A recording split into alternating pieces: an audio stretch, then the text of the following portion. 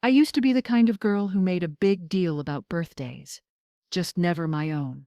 I was the one who showed up with balloons at sunrise for my friends, the one who remembered every favorite dessert, favorite flower, favorite playlist, the one who made handwritten cards, even when we were too old for crafts and too tired for sleepovers. And I didn't do it for credit, I did it because I loved making people feel seen, remembered, celebrated. But no one ever really did that for me, not even my family. My name is Kayla Morgan. I'm 24. And last year, on the day I turned 24, not a single person in my family remembered. Not my mom, who always claimed she was too busy running the house to keep up with dates. Not my dad, who once said, "You're not a little girl anymore. You don't need candles and gifts." And not my twin sister, Kara. Yep, you heard that right, twin. Same day, same birthday, same face, different energy. Growing up, Kara was the golden child. She got the attention, the praise, the spotlight. I got the leftovers. At first, it didn't bother me. I thought that's just how siblings were. Some people shine brighter, and some of us hold the flashlight. But by the time we were in high school, it was clear I was the support act for someone else's show. And my parents loved the spotlight. They'd host birthday parties for Kara that looked like Pinterest boards. Champagne brunches when we turned 20. Weekend ski trip at 22. At 23, they rented out a rooftop restaurant, all of them for Kara's birthday. All of them on our birth. And every year they'd say the same thing. "We're just doing what she likes. You don't mind, right?" And every year I'd lie. "No, it's fine. I'm not really into birthdays." But I was. I just stopped saying it out loud. Last year was supposed to be different. I had just finished developing my own skincare line, something I'd been working on since college, late nights in the dorm bathroom, mixing ingredients, taking business classes online, working a part-time retail job while saving every cent. After months of legal forms, supplier negotiations, product testing, and scraping together enough to hire a designer, my official launch date was set, March 19th. My birthday. I chose that day because it meant something to me, because I wanted it to feel like a rebirth, a moment I'd finally stop shrinking for other people's comfort and start stepping into my own light. And I had this silly, hopeful thought in the back my head. Maybe this year, they'll show up. Not for Kara, not for the glitz, for me. But March 19th came and went. No texts, no calls, no cake, not even a generic happy B-day post. Instead, I opened Instagram to find my parents, Kara, and her boyfriend smiling in a tropical resort with a giant happy birthday Kara banner flapping behind them. The caption read, "Nothing we wouldn't do for our favorite girl." Another year, another adventure. Kara turns 24. No mention of me, not even a tag. I stared at the screen for a long time. I didn't cry, not then. Instead, I sat in my tiny home office, the shelves full of my product samples, shipping boxes stacked neatly, the labels I printed myself. My launch site was live. My campaign email was queued, and no one even remembered it existed. No one remembered I existed. Until that moment, I didn't realize how deep the loneliness ran. I'd spent so long trying to prove I didn't need anyone, that I could succeed quietly, humbly, without making a fuss. But watching them celebrate her, while forgetting me, on the one day we shared, that cracked something inside me. And once the crack formed, the rest of the truth came pouring through. I wasn't invisible. They had just decided I didn't matter. That's when I made the decision. I wasn't going to beg for attention. I wasn't going to ask them why. I wasn't going to send a text saying, "Hey, you forgot." Instead, I was going to make sure they remembered me next time, whether they liked it or not. And that's when the idea hit me. Kara's birthday party this year, the big family tradition. They always planned it months in advance. They booked venues, coordinated outfits, created hashtags. I knew the day would be blocked off in everyone's calendars, so I blocked it off too, but not for her. For me, next March 19th, I wouldn't be waiting by the phone or watching Instagram through tears. I'd be hosting a launch party so unforgettable, so loud, so mine. It would drown out every ignored birthday, every missed celebration, every time they made me feel like the supporting act. And I'd do it on their day, the day they used to forget me, the day they used to celebrate her, the day I'd finally become impossible to ignore. Planning a launch party on someone else's birthday isn't as petty as it sounds. It's poetic, especially when that someone is the sister who has always had the spotlight, and the family who never even thought to ask if I wanted one too. After last year, after scrolling through photo after photo of Kara being celebrated, while I sat alone in a room full of unopened product samples, I promised myself something next time. I would be the main event. I didn't want revenge. I wanted remember, and that's exactly what I set out to create. I circled the date, March 19th, on my 12-month planner in big red ink, not Kara's birthday, my launch day, again, except this time, it wouldn't be quiet. This time, I would make noise. I started 6 months in advance. I had just broken even with my online sales. Not much, but enough to afford a little breathing room. And instead of waiting for someone else to invest in me, I reinvested in myself. I found a venue, an old loft in the arts district, that had once been a dance studio. Exposed brick, open space, floor-to-ceiling windows. It was raw, beautiful, exactly the kind of space no one had ever pictured me in before. I signed the deposit the same day. That night, I sat on the floor of my apartment with my laptop open, creating a new plan, the launch of K. Morgan's Skin. No mention of Kara. No hint of birthdays. Just a reintroduction of the girl no one had ever seen properly. I hired a local DJ. I contacted a florist for fresh, earthy installations. I emailed influencers who had been quietly following my brand, but had never been given a reason to engage. I called up small skincare creators, people like me, and invited them to showcase alongside me. If I was going to launch big, I wasn't doing it alone. And then I did something bold. I created custom hand-delivered invitations, white envelope, gold lettering. Inside, "You are cordially invited to the official launch of K. Morgan's Skin, Saturday, March 19th, 7 p.m., 115 Mercer Street. A celebration of becoming what they said you couldn't." Formal attire, fierce energy. And I sent one to everyone in my family. Even Kara. I didn't add a note, I didn't send a heads-up text. Just mailed the invitation like they were guests, because that's all they'd ever made me feel like in my own life, like I was only there to clap for someone else. 2 weeks later, my mom called. "Kayla," she said, with that light, airy tone she used when she was trying not to seem guilty. "We got your invitation." I wasn't sure if it was a mistake. "A mistake?" I asked, fully knowing where this was going. "Well, you do realize March 19th is Kara's birthday dinner, right?" I let that sit for a second. "Right," I said. "And it's also my product launch, which I've been working toward for 3 years." She hesitated. "It's just, couldn't you do it another day?" "No," I said, voice steady. "This is my day too."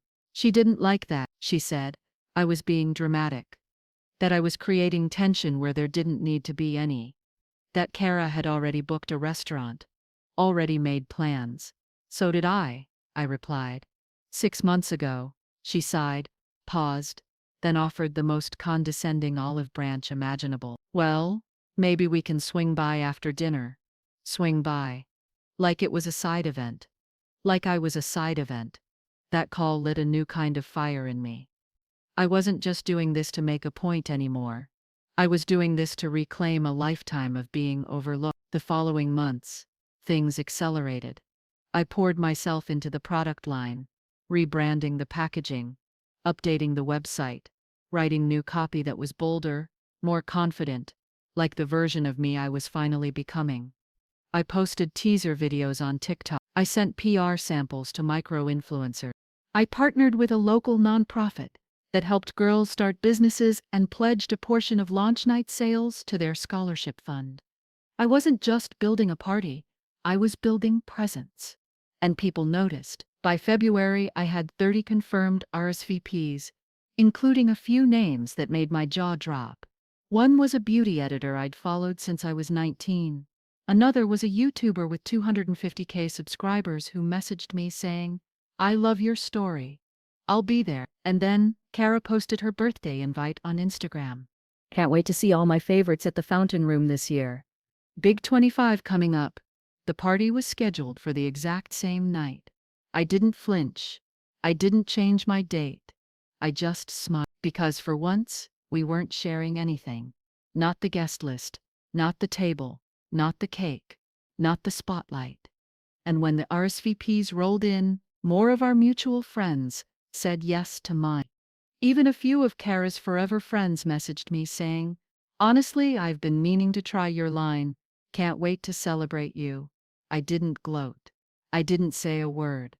But inside, I felt something shift. Not revenge, not pride. Recognition. The kind I had never been given before. Not by them, not even by myself. Because when you grow up being the other one, you stop expecting people to see you. But this time, I made sure they couldn't look away.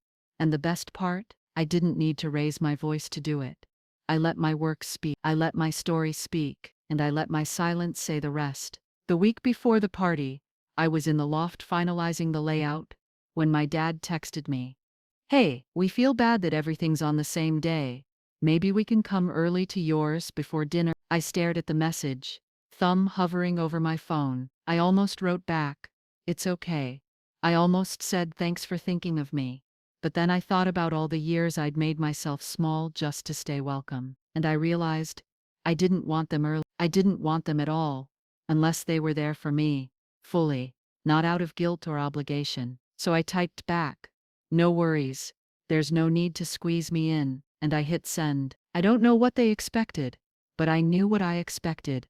No, and that's what made what happened next so unforgettable. Because by the time March 19th arrived, the party they thought would be forgettable was the one everyone remembered. I wake up on March 19th to sunlight streaming through the window and my phone already buzzing. Notification, mentions, DMs.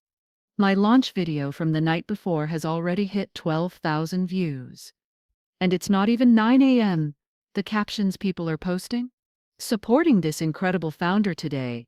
K. Morgan Skin is here and it's everything. Can we talk about this packaging?" Goals. And that's before the party. I take a deep breath. Today is my birthday. But more than that, it's the launch of everything I've built quietly, carefully, without the applause. Until now, no more waiting for someone to notice me. No more hoping someone remembers. Today they'll have no choice. The loft is transformed by the time I arrive. It's everything I envisioned and more. Lush greenery and floral vines drape from the ceiling in soft arches.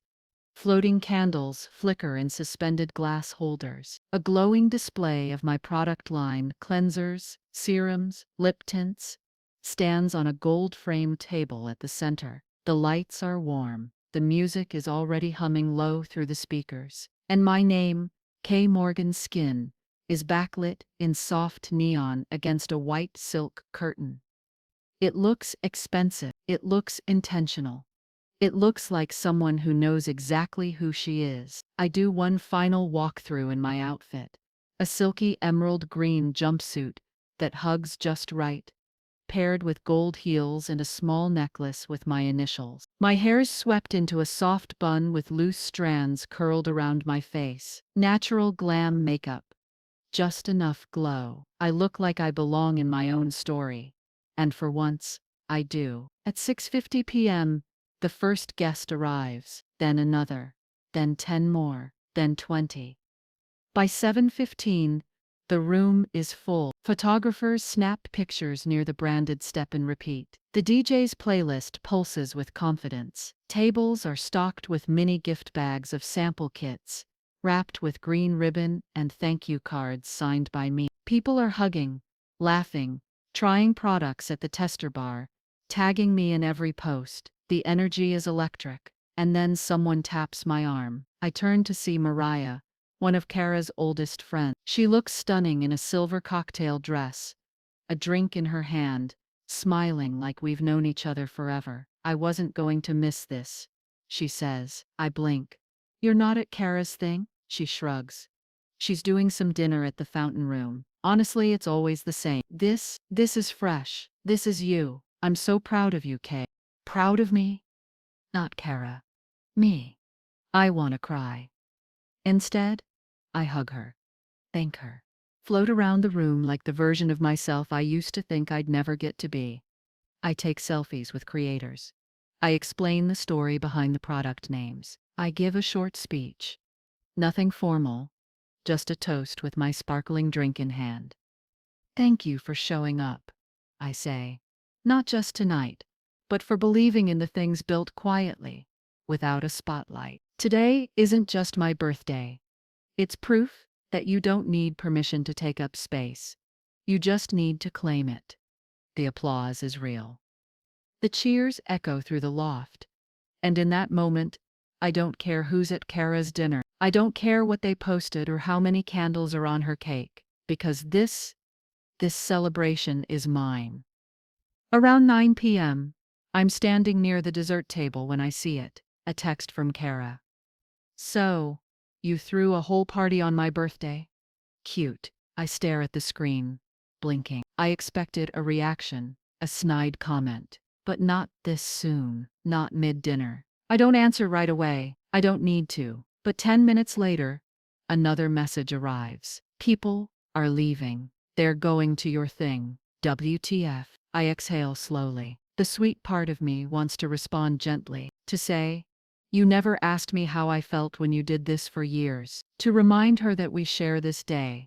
But for her, it's always been singular. But I don't say any of that, because this isn't about her anymore. This is about me. Instead, I take a photo. A candid someone just took of me laughing with two creators near the photo wall. I'm glowing, full of life, arms open mid-laugh, surrounded by energy and light. I send it to her. No caption, just the truth. 5 minutes later, she blocks me, and I feel nothing. No sadness, no guilt, just peace. The party doesn't end until nearly midnight. We dance, we toast, we hand out every last gift bag. I sell out of my entire launch stock. The nonprofit rep I partnered with gives me a hug at the end and says, you didn't just launch a product, you launched a movement.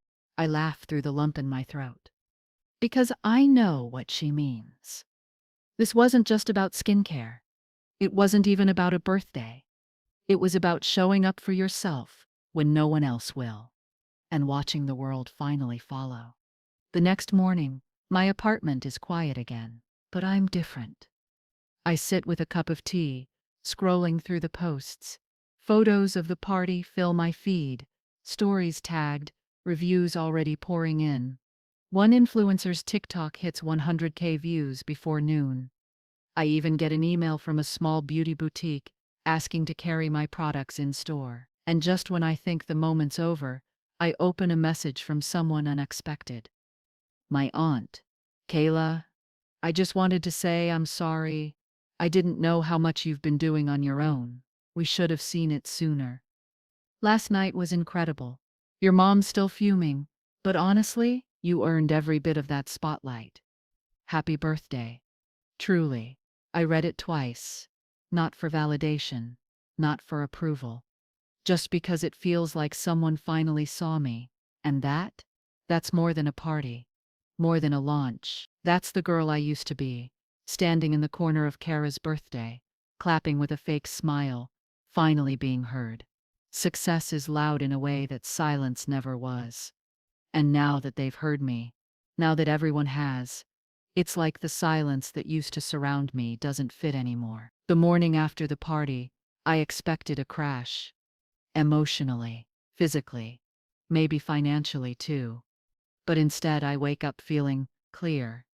There's no pit in my stomach, no ache in my chest, no guilt humming behind my ribs like it used to after every Kara-centered event where I plastered on a smile and told myself maybe next year. Because this time, I didn't wait for next year. I took the moment and made it mine.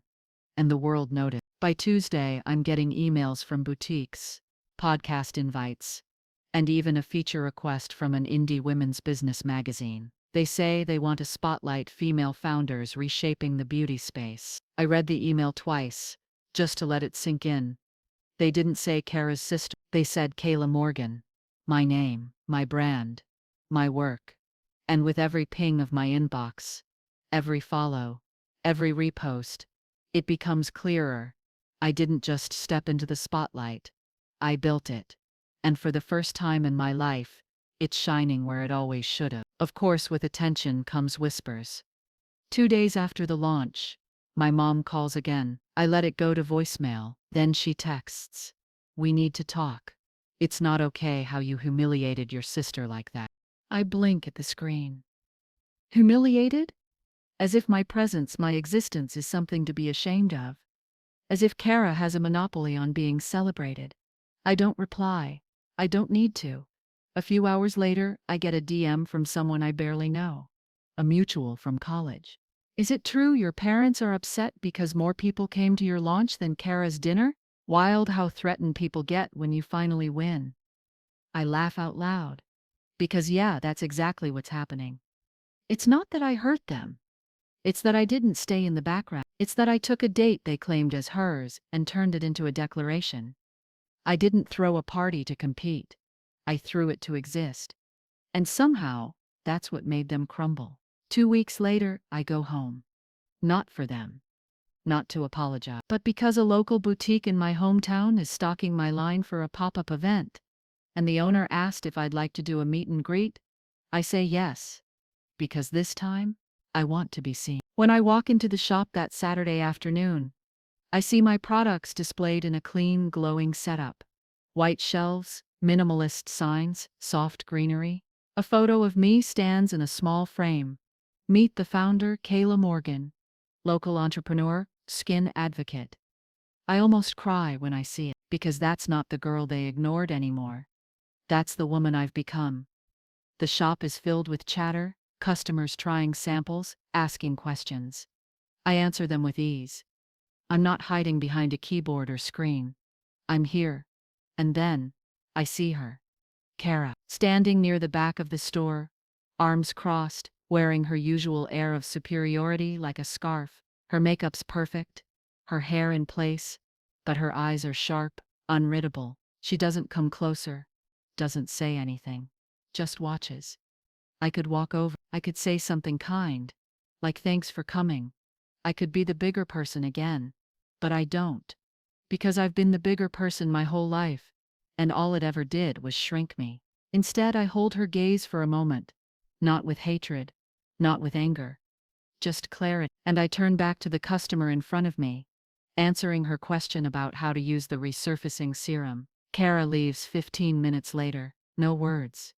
And it's okay, because I don't need her to understand me anymore. I just need me to keep going. Later that night, I'm at my parents' house. Not by choice. My aunt insisted we all have dinner after the event. She booked a reservation at a restaurant. And I figured, why not? I'm not hiding. Not anymore. Dinner is awkward, of course. My mom won't meet my eyes. My dad barely speaks. Kara doesn't show up. But my aunt? She sits next to me, bragging about my product line, like she invested in it herself. Did you see that article? She says, elbowing my arm. They called you a rising founder with the guts to do things differently. That's gotta feel good. I smile. It does. My mom finally speaks. Still can't believe you threw a party the same night as Kara's? I set down my fork gently. It was my birthday, too, I say calmly. She didn't know you were planning anything, she fires back. And none of you knew I existed that day last year either, I reply. So I stopped waiting to be included. I planned something for me, and it just happened to be good enough that people wanted to show up. The table falls silent. My dad coughs awkwardly. My aunt shifts in her seat, and then I add, it wasn't about beating Kara. It was about showing up for myself after a lifetime of no one else doing it. My mom doesn't respond. But I don't need her to, because I didn't come for her validation. I came because I deserved to be in the room, whether they liked it or not. That night, I drive back to my apartment, windows down, music up, wind in my hair. I think about the girl I used to be, the one who waited by the phone on her birthday, pretending she didn't care, the one who made cupcakes for Kara's parties and handed them out like a good little assistant. I think about her. And I whisper, "You made it." Because she did. I did. We're not the same anymore, and the world better get used to it. Some people only notice your success when it's too loud to ignore. Others only care about it when it threatens to outshine theirs. Guess which one my family is? It's been a month since my launch party. The one that stole attention from Kara's designer dinner and flipped my quiet little skincare business into a brand people are actually watching. I still get tagged in review video. A fashion blogger with 1 million followers just posted a morning routine using my serum. And the boutique where I did my meet and greet, they called to say they want to carry the full line permanently. And suddenly the girl no one even texted on her birthday has a wait list. Orders, inquiry, PR requests, collaboration emails. It's not overwhelming. It's validating. But of course not everyone's happy for me. I'm at a networking brunch hosted by a women in business collective when I see a name pop up on my phone. Kara Morgan, not a text. A call. I stare at the screen for a long moment before answering. Hello? Her voice is casual. Too casual. Hey, you're getting kind of famous, huh? I blink. Hi to you too. She laughs like nothing's ever happened. Seriously though, your party was intense. You looked amazing. I wait, because I know this isn't about compliments. Anyway, she says, drawing out the word, I was wondering if you'd want to, cross-promote something. There it is. She launches into a vague pitch about doing a joint campaign. Something like Sisters in Beauty. She says it's a win-win, that she has the social reach, and I have the product thing. I'm stunned. Not because she's asking, but because she's never asked before. And not once has she congratulated me. Not in that call. Not in any message. Not even after seeing the event that pulled half her guest list. It's not collaboration she wants. It's leverage. Let me think about it, I say. But we both know what that means. And a week later, when I post a photo from an upcoming feature in Women's Edge magazine, one where I'm listed as one of 10 founders to watch under 30, Kara reposts it with a caption, "Proud big sis moment. Watching my twin crush the game, family first, girl boss vibes." I stare at the screen in disbelief. Proud big sis? Big sis. We're the same age.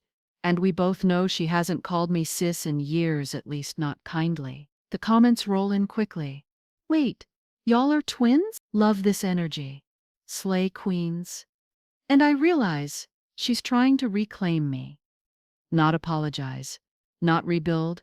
Just reattach herself to the brand she ignored until it became useful. But I've outgrown that version of me. I've outgrown her. So I message her privately. Hey, please don't post about me or the business unless we've actually partnered. This isn't personal. It's professional. Thanks. She leaves me on read. 3 hours later, she deletes the post, and then the text comes. Wow, chill. I was trying to be nice. You really think you're better than everyone now, huh? I breathe in, out, and I don't respond. Because I don't owe her that anymore. A few days later, I get an invitation to speak on a panel at a major beauty summit in Chicago. All expenses paid. VIP badge. Hotel suite. When I get the itinerary, my name is listed directly under 2 brand founders I used to dream about meeting. Me, Kayla Morgan, sitting beside CEOs. I print the schedule and tape it to my fridge, not to brag, to remind myself. This was mine, earned, built, chosen, and this time, I bring someone with me, not Kara, not even family. I invite my friend Ava. She's been with me since college, when I was still making face masks in a plastic bowl and shipping scrubs from my bedroom floor. She helps manage orders now. And when we walk into that event space, me in a sleek white blazer dress, her in a rust-colored suit, we look like the women we used to whisper about becoming. And we are them. I give my speech on the second day. I talk about being invisible, about building something in the cracks of someone else's spotlight, about redefining what success means when no one else claps for you. The applause is loud. And after, a girl no older than 19 comes up to me, tears in her eyes. "You made me believe I can start," she says. and I hug her. Because I remember exactly what that doubt felt like. Exactly what she feels like. That night, Ava and I sit in our hotel suite with glasses of wine and room service pasta, scrolling through tags and posts from the summit. And then Ava pauses. "Did you see Kara's story?" I raise an eyebrow. She hands me the phone. It's a blurry selfie Kara took in her room, looking upset. Captioned, "Nothing worse than feeling like your own sister forgot you existed." I stare at the screen, and something in me softens. Not because I feel guilty, but because I recognize that loneliness, that ache, that wanting. The thing is, I didn't forget her. I just stopped building my life around someone who never looked back. I slide Ava's phone back across the bed. "I didn't forget her," I say quietly. "She forgot me first." The next day we fly back home. My inbox is full. The brand account has dozens of new requests. My website dashboard says we passed 10,000 total units sold. And for the first time, I realize this is no longer just a business, it's a movement. A story other girls are using to write their own. And I made it. Without applause. Without approval. Without permission. They forgot my birthday. So I made sure the world wouldn't. There's a difference between being seen and being known. And for the first time in my life, I am both. Not as someone's twin. Not as the quiet one in the family. Not as the one who doesn't like a fuss. I'm Kayla Morgan. And the world finally says my name without following it with hers. A week after the summit, I'm invited to speak at a local university for Women's History Month. They're hosting a panel titled, "The Future is Hers," and I'm listed between a best-selling author and a venture capital partner. When I walk into the auditorium, there's a poster of me on the wall. Me. Full color. Big smile. Bold letters, Kayla Morgan. Founder, K. Morgan Skin. And for a second, I just stand there, remembering all the times I stayed behind the camera, the times I made handmade signs for Kara's events, while pretending it didn't sting to never see my name in print. The birthdays where the only thing written down for me was the bill. Now, I am the headline. A girl walks by and glances at the poster, then back at me. "Wait, are you Kayla Morgan?" I smile. "That's me." Her face lights up. "You're the reason I started my side hustle. Your story, it made me stop waiting for someone to give me a seat and just start building the table." My throat tightens, not because I'm surprised, because I believe her, and because I finally believe in myself. After the event, I sit in my car and check my messages. One unread text from my dad. "Your aunt showed me that article. Pretty incredible. I always knew you had it in you." I stare at the words for a long moment. Always knew? Where was that belief when I was 15 and showing them my first prototype? Where was that pride when they posted 10 photos of Kara on our birthday and didn't even send me a text? But I'm not bitter, not anymore. I'm just aware of how little they knew me and how loudly I had to speak before they ever listened. I don't respond because that text wasn't for me. It was for him, so he could feel like he hadn't missed it all. But he did. And I'm not going to pretend otherwise. 2 days later, I'm invited to a dinner hosted by a major skincare investor. It's sleek, intimate, only 15 people. When I arrive, I'm surprised to see someone familiar at the bar. Kara, wearing a black sheath dress and perfect makeup, nursing a cocktail like it's part of her brand. She doesn't see me at first, but I see her, and it's strange, because I don't feel what I used to feel. Not the fear of being compared, not the ache of being forgotten. Just distance, like watching an old movie you don't need to finish. Eventually, she notices me. She raises her eyebrows. "Oh, didn't know you'd be here." I smile softly. Funny. I could say the same. She looks me up and down. "You look different." I nod. "I am." For a second, I think she might apologize. But instead, she takes a sip and says, "You've gotten a lot of attention lately. Just don't let it go to your head. It's meant to sting." But it doesn't. I've already outgrown the part of me that needs her approval. I don't need it in my head, I say gently. It lives in my work. She blinks. I walk away before she can say more. I don't look back, because I don't need to anymore. The investor dinner goes better than I imagined. By dessert, two different firms ask if I'd be open to pitch meetings. One offers to tour my lab when I have one. Another mentions a retail partnership. I laugh softly to myself on the drive home, because I used to beg people to take my samples. Now they ask me for product codes, and still, I feel grounded. Not because of the money, not even because of the praise, because I finally live in a world that I built. Not one I was handed, not one I had to squeeze myself into. One where I took every ignored birthday and turned it into an empire. When I get home, there's a package on my doorstep, no return label, just a card inside. I didn't know how much I hurt you. I thought sharing the day meant it belonged to both of us, but I see now it never really did. I'm sorry. Truly. Inside the box is a tiny gold necklace. One letter, K. I sit on the floor and just stare at it. Not because I don't know what to feel, because for once, I'm allowed to just feel. I don't put it on. Not yet. But I don't throw it away either. Forgiveness doesn't mean access, but it might mean peace. That night, I write something new for my podcast. I haven't recorded since the launch. But the words come quickly. Sometimes the loudest thing you can do isn't throwing a party.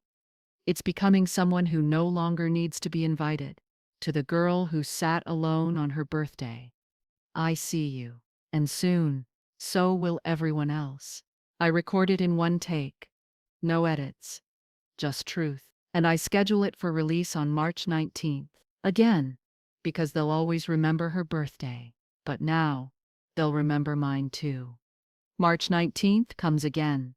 But this time, I don't wake up holding my breath. I don't wait for texts that won't come, or refresh my feed, hoping someone remembered me. Because now, I remember myself. I don't need a banner. I don't need a family brunch. I don't need Kara's half-hearted tag at the bottom of a post. What I have is mine. A business, a name, a life I carved out with my own hands. And I won't let the past steal this day anymore. This time, March 19th isn't about revenge. It isn't about proving a point. It's about celebrating who I became when no one else clapped. And today, I'm going to clap for myself. I start the day with breakfast on my apartment balcony. Just me, my favorite chai latte, and soft music playing from my phone. I'm wrapped in a robe, hair loose, a little lip balm from my own line on my lips. My podcast episode, The Girl They Forgot, is live. I posted it at midnight. And by 9 a.m., my DMs are already flooded. Hundreds of messages. Not just happy birthday, but thank you. Girls writing things like this made me cry. I didn't know someone else had felt like that too. You helped me throw my own birthday this year for the first time ever. My sister always got everything. But this year I showed up for myself. And it felt like reclaiming oxygen. I sit there and read every one. Not because I need the validation, but because it reminds me why I started. Because somewhere out there, another version of me is still sitting in her childhood room, staring at a blank screen, wondering if she matters. And today, she'll hear someone say, "You do." Around noon, Ava comes over with balloons and cake and a whole box of takeout. She doesn't ask what I want to do. She already knows. We sit on the floor, eat noodles straight from the container, and laugh like we're still those broke girls mixing samples with plastic spoons. Except now, we own the brand. She toasts with a boba straw to the girl who turned silence into a brand voice. I smile. To the friend who never needed a party to show up. We clink cups. Later that night, I host something simple at the loft space I once rented for the launch. Now, I lease it full-time. It's my showroom, my office, my creative studio. We decorate it minimally. Fairy lights, Candles, a soft playlist in the background. Only a few people come. Not hundreds. Not influencers. Just the real ones. The ones who were there when I was just Kayla with an idea and a box of unlabeled bottles. My aunt brings a bouquet and cries twice. Even the boutique owner from my hometown drives in, saying, "You inspired my niece to start her own line of soaps. She thinks you're a superhero." And for the first time, I let myself accept it. I'm not just a survivor of being forgotten. I'm a creator of being remembered. Just before I blow out the candles on my cake, someone slips into the back of the room. Kara. I see her instantly. Black turtleneck, jeans, no makeup, not her usual stage-ready look. She stands near the wall, arms crossed, not trying to draw attention, just present. I pause, then excuse myself from the group. We meet halfway. She doesn't say happy birthday. She doesn't compliment my outfit. She just looks tired. Honest. "I heard your podcast this morning," she says. I nod. "It was good," she adds. "Hard to listen to, but good." I wait. "I didn't know it hurt you that bad," she says. "I really didn't." I sigh. "You didn't want to know." She looks down. "You're right." Silence stretches. I don't rush to fill it. "I'm not mad anymore," I say eventually. "But I'm also not making room for people who only show up when the lights are on." She nods slowly. "I get that." She glances around the loft, eyes landing on the brand wall glowing behind the dessert table. "You really did it." "I did." She gives a small smile. "I'll leave you to your night. Thanks for coming." And that's it. No drama, no apology party, just two girls who shared a birthday their whole lives, finally sharing a moment of truth. She leaves before the toast. And that's okay. Because the most important person is already here. Me. I stand in front of the people who stayed, glass raised, heart steady. "Thank you," I say, "for every message, every order, every moment of belief, even when I didn't believe in myself." I take a deep breath. Last year, I threw a party on someone else's day. This year, I realized, it's always been my day too. I just stopped waiting to be allowed to celebrate it. Everyone claps. Not because they're being polite, but because they know I mean it. This isn't about business anymore. This is about becoming. Becoming the girl I needed. Becoming someone I'm proud of. Becoming unforgettable, even to the people who once forgot me. After the last guest leaves, I turn off the lights, one by one. The room goes quiet, but the silence doesn't scare me anymore, because I don't live in it. I lived through it. And now, I live loud.